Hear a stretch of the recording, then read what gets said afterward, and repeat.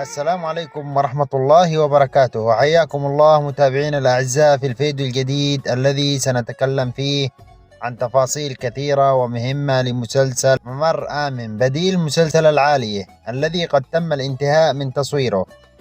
وعلشان تعرفوا كل تفاصيل المسلسل ومن هي القناة الناقلة، تابعوا الفيديو للنهاية، ولا تنسوا الإعجاب بالفيديو والاشتراك في القناة وتفعيل زر الإشعارات. ويلا خلونا نبدأ في التفاصيل. مسلسل ممر آمن مسلسل درامي تم البدء في تصويره في شهر أكتوبر في محافظة تعز، وتم الانتهاء من تصويره في الأسابيع الماضية.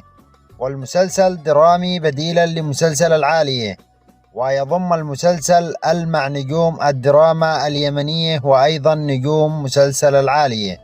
مسلسل ممر آمن من بطولة الفنان المتألق والكوميدي عامر البوصي، وأيضا الفنان قاسم عمر، وأيضا الفنان حسن الجماعي، والفنان سيف الوافي، والفنان حسام الشراعي، والفنان نوفل البعداني، والفنانة أشواق علي، والفنان حسن غالب، والفنان أحمد المخلافي، وأيضا الفنان محمد الأموي، والفنان محمد الزرقاوي، واليوتيوبر المتميز فواز التعكري، وأيضا الفنان محمد الهتار، والفنان مروان المخلافي، والفنان هديل أبو أصيل، وغيرهم الكثير من النجوم.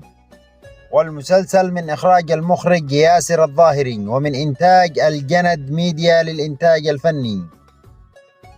القناة الناقلة للمسلسل: سيعرض المسلسل على قناة يمن شباب الفضائية.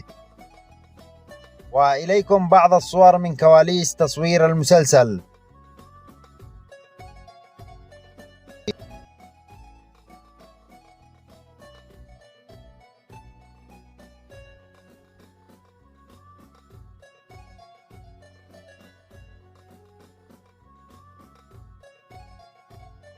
وإن شاء الله في الفيديوهات القادمة سنتحدث عن بقية تفاصيل المسلسل وتفاصيل بقية مسلسلات رمضان اليمنية 2024.